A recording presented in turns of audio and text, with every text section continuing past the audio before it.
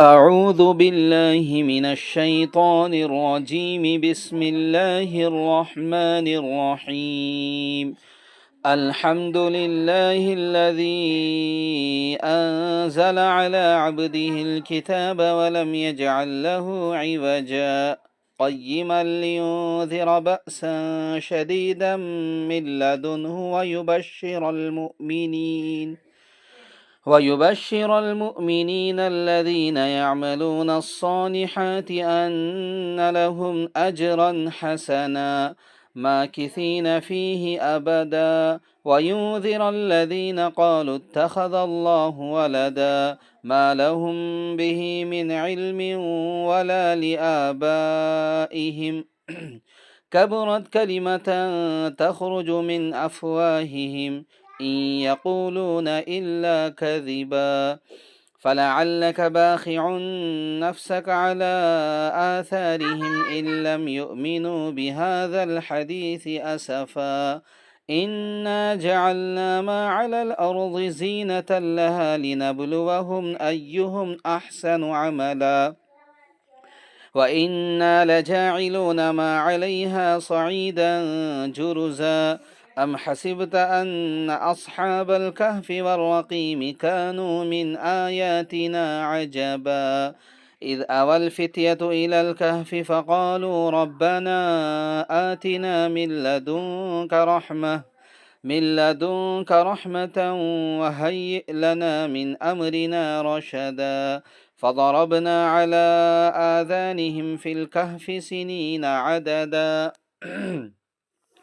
ثم بعثناهم لنعلم أي الحزبين أحصى لما لبثوا أمدا نحن نقص عليك نبأهم بالحق إنهم فتية آمنوا بربهم وزدناهم هدى وربتنا على قلوبهم إذ قاموا فقالوا ربنا رب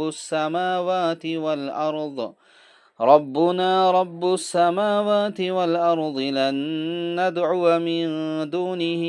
إلها لقد قلنا إذا شططا هؤلاء قوم اتخذوا من دونه آلهة لولا يأتون عليهم بسلطان بين فمن أظلم ممن افترى على الله كذبا وإذ اعتزلتموهم وما يعبدون إلا الله فأووا إلى الكهف ينشر لكم ربكم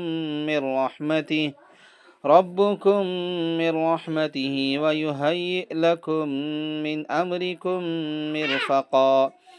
وترى الشمس إذا طلعت تزاور عن كهفهم ذات اليمين وإذا غربت تقرضهم ذات الشمال وهم في فجوة منه ذلك من آيات الله من يهد الله فهو المهتد ومن يضلل فلن تجد له وليا مرشدا وتحسبهم أيقاظا وهم رقود ونقلبهم ذات اليمين وذات الشمال وكلبهم باسط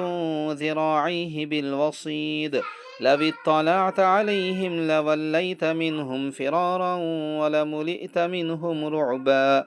وكذلك بعثناهم ليتساءلوا بينهم قال قائل منهم كم لبثتم قالوا لبثنا يوما أو بعض يوم قالوا ربكم أعلم بما لبثتم فابعثوا أحدكم بورقكم هذه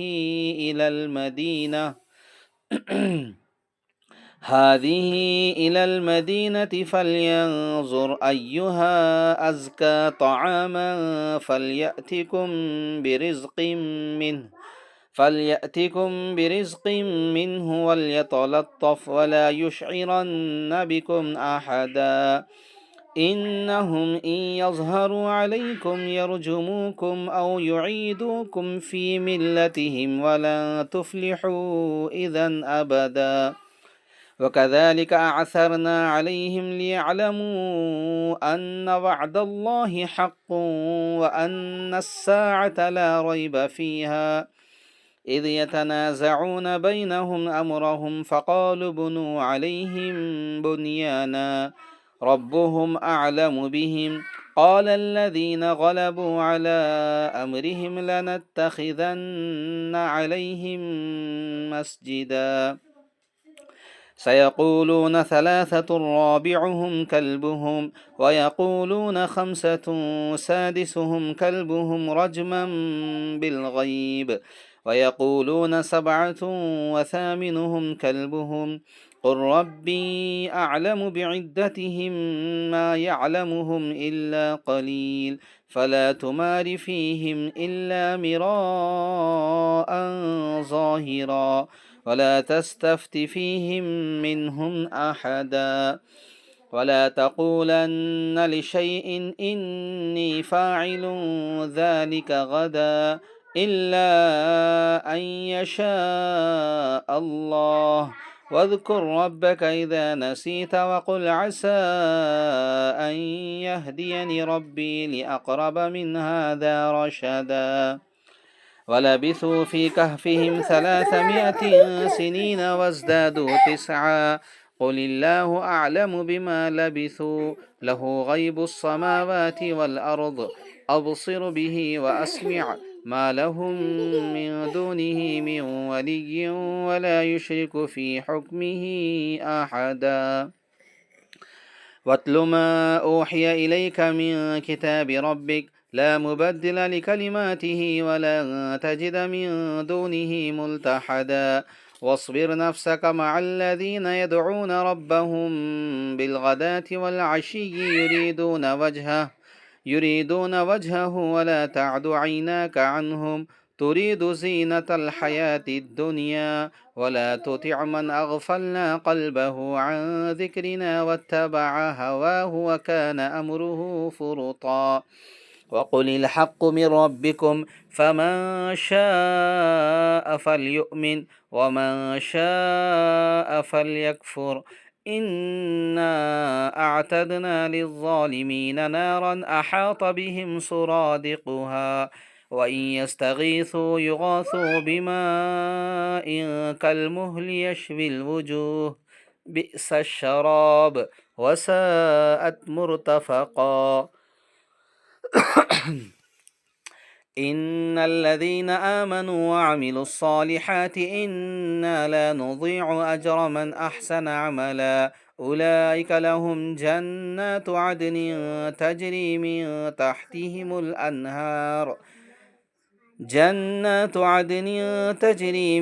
تحتهم الأنهار يحلون فيها من أساور من ذهب ويلبسون ثيابا خضرا من سندس واستبرق متكئين فيها على الأرائك نعم الثواب وحسنت مرتفقا واضرب لهم مثل الرجلين جعلنا لأحدهما جنتين من أعناب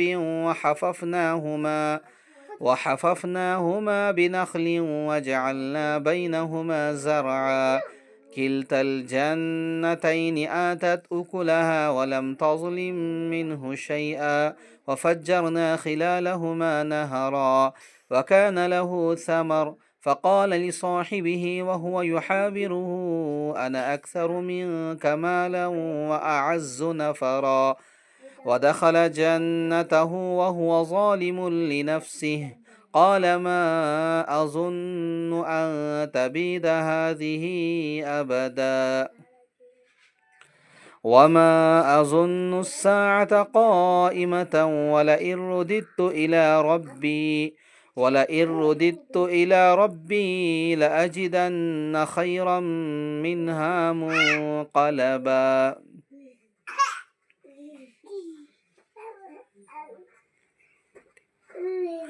قال له صاحبه وهو يحاوره أكفرت بالذي خلقك من تراب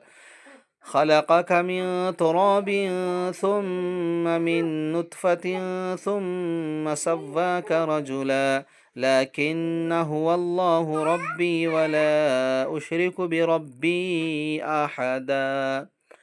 ولولا إذ دخلت جنتك قلت ما شاء الله لا قوة إلا بالله إن ترني أنا أقل منك مالا وولدا فعسى ربي أن يؤتيني خيرا من جنتك ويرسل عليها حسبانا من السماء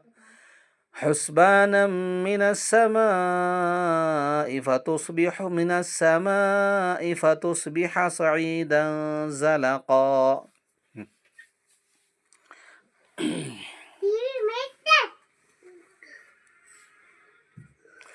أو يصبح ماؤها غورا فلن تستطيع له طلبا وأحيط بثمره فأصبح يقلب كفيه على ما أنفق فيها وهي خاوية على عروشها ويقول يا ليتني لم أشرك بربي أحدا ولم تكن له فئة ينصرونه من دون الله وما كان منتصرا هنالك الولاية لله الحق هو خير ثوابا وخير عقبا واضرب لهم مثل الحياة الدنيا كماء إن أنزلناه من السماء فاختلط به نبات الأرض فأصبح هشيما تذروه الرياح وكان الله على كل شيء مقتدرا المال والبنون زينة الحياة الدنيا والباقيات الصالحات خير عند ربك ثوابا وخير أملا ويوم نسير الجبال وترى الأرض بارزة وحشرناهم فلم نغادر منهم أحدا وعرضوا على ربك صفا لقد جئتمونا كما خلقناكم أول مرة بل زعمتم أن لن نجعل لكم موعدا ووضع الكتاب فترى المجرمين مشفقين مما فيه ويقولون يا ويلتنا ما لهذا الكتاب لا يغادر صغيرة ولا كبيرة إلا أحصاها ووجدوا ما عملوا حاضرا ولا يظلم ربك أحدا وإذ قلنا للملائكة اسجدوا لآدم فسجدوا إلا إبليس كان من الجن ففسق عن أمر ربه أفتتخذونه وذريته أولياء من دوني وهم لكم عدو بئس للظالمين بدلا ما أشهدتهم خلق السماوات والأرض ولا خلق أنفسهم وما كنت متخذ المضلين عضدا ويوم يقول نادوا شركائي الذين زعمتم فدعوهم فلم يستجيبوا لهم وجعلنا بينهم موبقا ورأى المجرمون النار فظنوا أنهم مواقعوها ولم يجدوا عنها مصرفا ولقد صرفنا في هذا القرآن للناس من كل مثل وكان الإنسان أكثر شيء جدلا وما منع الناس أن يؤمنوا إذ جاءهم الهدى ويستغفروا ربهم إلا أن تأتيهم سنة الأولين أو يأتيهم العذاب قبلا وما نرسل المرسلين إلا مبشرين ومنذرين ويجادل الذين كفروا بالباطل ليدحضوا به الحق واتخذوا آياتي وما أنذروا هزوا ومن أظلم ممن ذكر بآيات ربه فأعرض عنها ونسي ما قدمت يداه إنا جعلنا على قلوبهم أكنة أن يفقهوه وفي آذانهم وقرا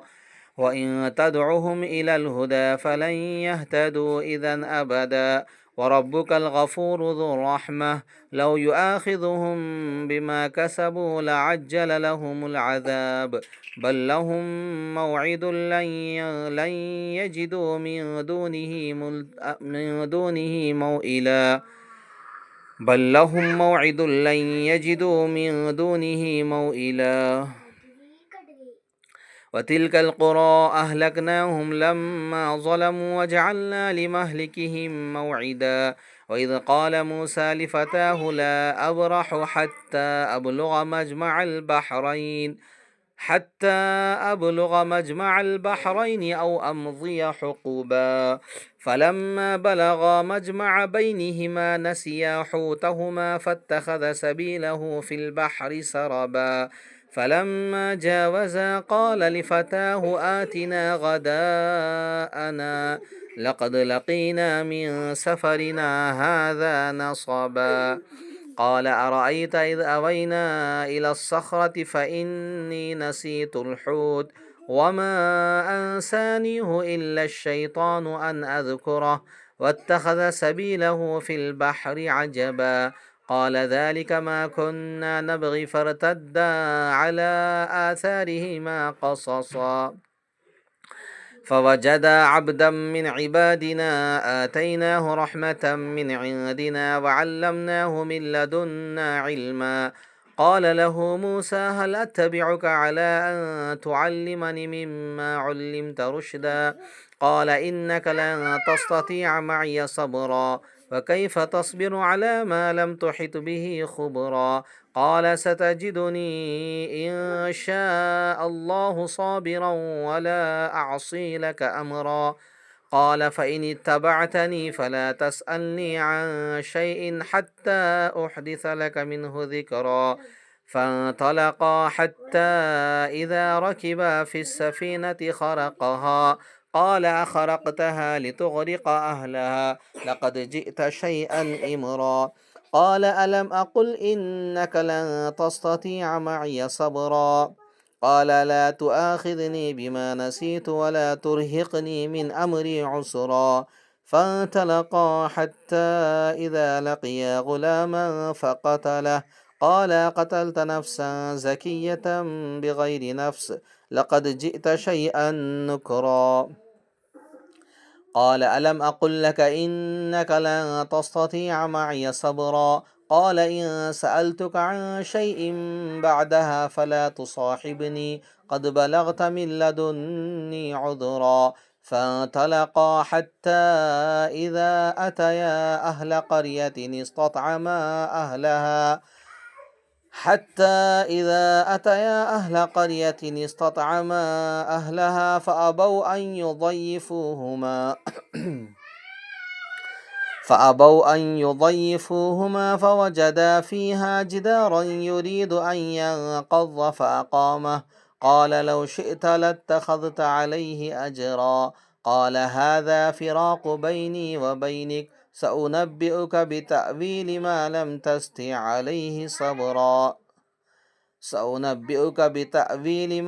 تستطع عليه صبرا أما السفينة فكانت لمساكين يعملون في البحر فأردت أن أعيبها وكان وراءهم ملك يأخذ كل سفينة غصبا وأما الغلام فكان أبواه مؤمنين فخشينا أن يرهقهما طغيانا وكفرا فأردنا أن يبدلهما ربهما خيرا منه زكاة وأقرب رحما وأما الجدار فكان لغلامين يتيمين في المدينة وكان تحته كنز لهما وكان أبوهما صالحا فأراد ربك أن يبلغا أشدهما ويستخرجا كنزهما رحمة من ربك وما فعلته عن أمري ذلك تأويل ما لم تسطع عليه صبرا ويسألونك عن ذي القرنين قل سأتلو عليكم منه ذكرا إنا مكنا له في الأرض وآتيناه من كل شيء سببا فأتبع سببا حتى إذا بلغ مغرب الشمس وجدها تغرب في عين حمئة ووجد عندها قوما قلنا يا ذا القرنين إما أن تعذب وإما أن تتخذ فيهم حسنا قال أما من ظلم فسوف نعذبه ثم يرد إلى ربه فيعذبه عذابا نكرا وأما من آمن وعمل صالحا فله جزاء الحسنى وسنقول له من أمرنا يسرا ثم أتبع سببا حتى إذا بلغ مطلع الشمس وجدها تطلع على قوم لم نجعل لهم من دونها سترا كذلك وقد أحطنا بما لديه خبرا ثم أتبع سببا حتى إذا بلغ بين السدين وجد من دونهما قوما لا يكادون يفقهون قولا قالوا يا ذا القرنين إن يأجوج ومأجوج مفسدون في الأرض فهل نجعل لك خرجا على أن تجعل بيننا وبينهم سدا قال ما مكني فيه ربي خير فأعينوني بقوة أجعل بينكم وبينهم ردما آتوني زبر الحديد حتى إذا ساوى بين الصدفين قال انفخوا حتى إذا جعله نارا قال آتوني أفرغ عليه قطرا فما استطاعوا أن يظهروه وما استطاعوا له نقبا قال هذا رحمة من ربي فإذا جاء وعد ربي جعله دكا وكان وعد ربي حقا وتركنا بعضهم يومئذ يموج في بعض ونفخ في الصور فجمعناهم جمعا وعرضنا جهنم يومئذ للكافرين عرضا الذين كانت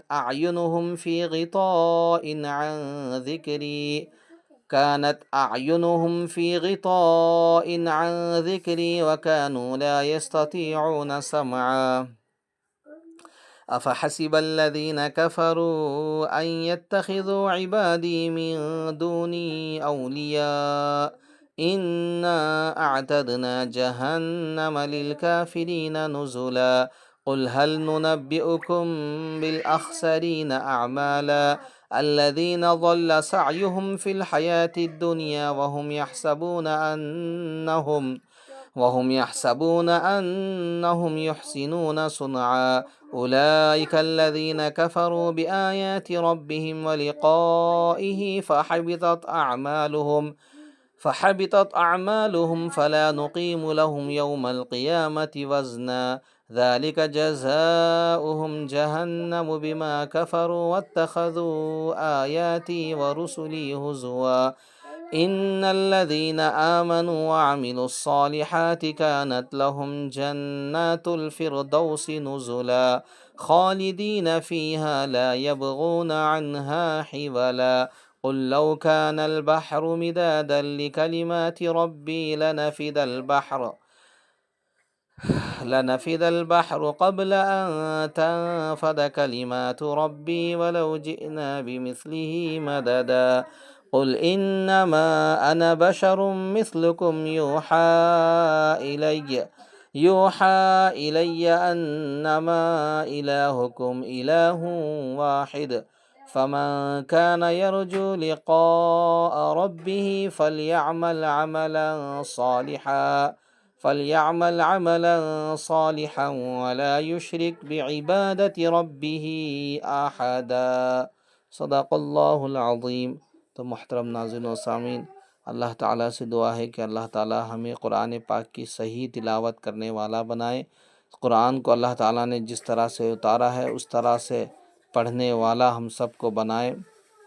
तरतील, तजवीद और मखारिज की अदायगी के साथ, और उसके साथ मामूलात में भी कुरान की तिलावत को हम अपनाएं। सूरतुल कहफ आपके सामने पढ़ी गई है, ये हर जुमा आपसे गुजारिश है कि सुने। जिन्हें पढ़ने आता है वह पढ़े,